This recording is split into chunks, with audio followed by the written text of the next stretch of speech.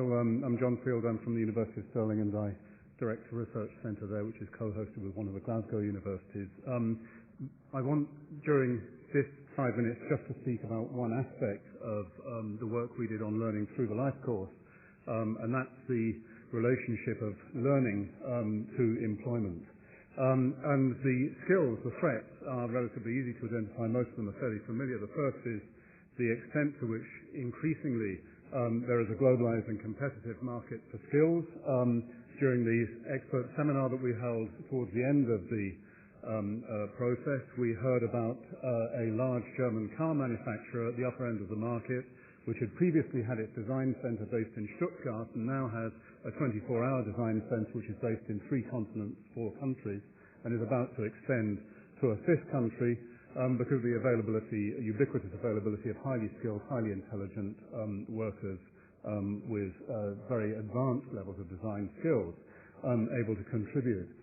In those circumstances, the UK clearly has to face choices, and those choices can include, of course, focusing on non-traded activities and low-cost activities, which therefore are low-price activities. And that is a possibility, and it's obviously a strategy followed by a number of companies.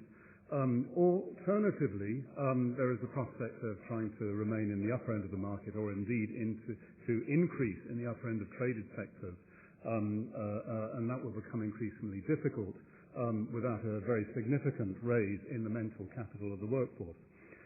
Equally, workers as individuals face increasing flexibility and change in their careers.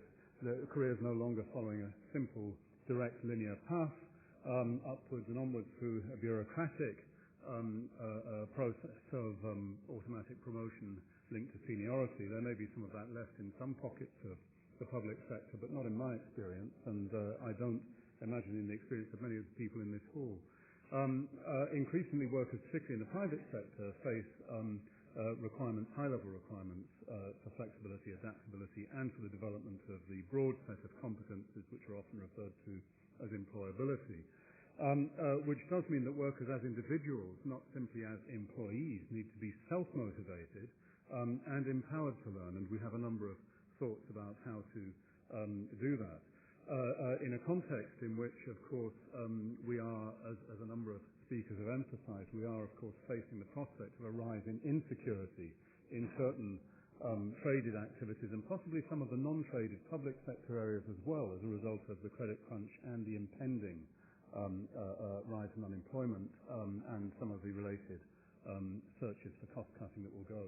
There is a high risk that in those circumstances some employers will see training as a major source of saving rather than as a long-term investment designed to protect their ability to produce goods and services at the required levels. It's a truism to say that new technologies need to be exploited.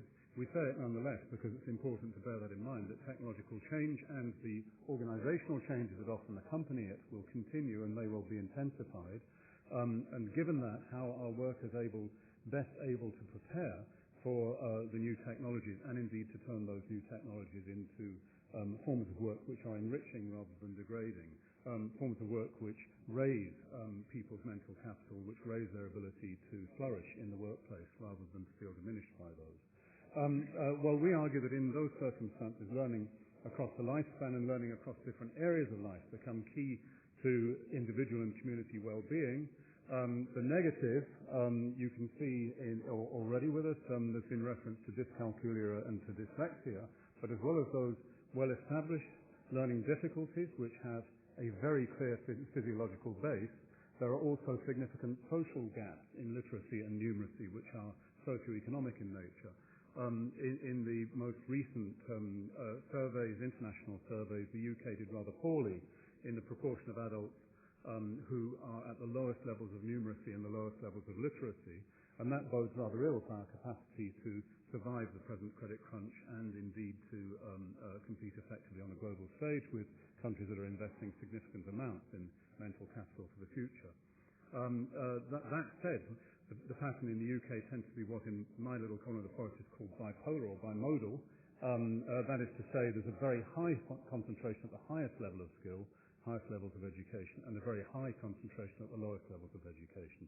Government has clearly focused on literacies and numeracies, plural, within schools. The difficulty is that we have many adults who were educated in the past, and in particular there's a real penalty associated with age, so that levels of literacy and numeracy decline over the decades of the life course, or more accurately, decline with chronological age. So in those circumstances, and given that very broad brush background, how do we address these challenges? We have a number of recommendations for raising individual demand for skills, including recommendations for raising, I should add, as well as recommendations for raising employer demand for skills, which, as Lord Leach's report noted, is a significant and a persistent challenge in the UK. If employers won't do it, what should individuals do to ensure their employability?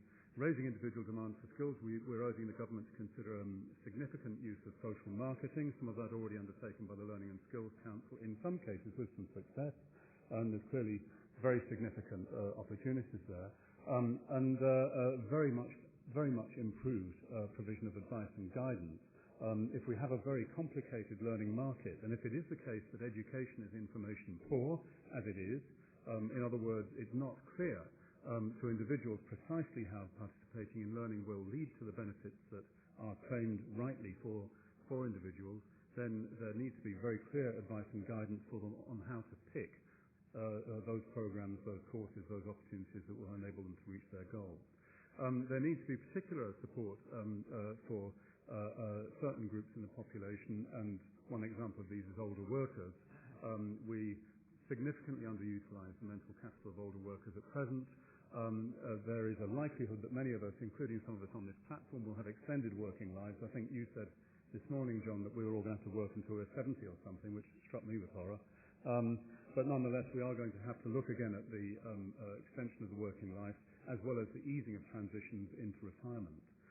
And there will be particular groups who require very particular support, older workers being a very significant part of that. The potential of new technologies for learning, including mobile technologies, we commissioned a certain amount of activity around that, led by the Futures Lab at the University of London. They argued very convincingly that the development of the new technologies for learning needs to be driven by the needs of learners and not by the technology. Much of the technology at present is designed for other purposes and then applied to learning. Their argument was that the needs of learners need to be put first in order to ensure that it's used. And secondly, there is a major issue about equality of access. There's equality of access to the internet, for example. Access to the internet is very skewed socially. It's very skewed in terms of age, highly skewed in terms of age, so that access to the internet among older workers and older adults more generally is very small and very limited. And there needs to be very significant attention to how we ensure greater equality of access to the internet. One of the ideas we raise in the report, partly just to flag up an area where we think there's some interest, is the idea of social networking for the over 70s. Should there not, instead of maybe of free TV licenses, be free access to Facebook for over 70s with free internet access? So those are some of the areas we pick up in the 5th chapter of the report with a number of recommendations.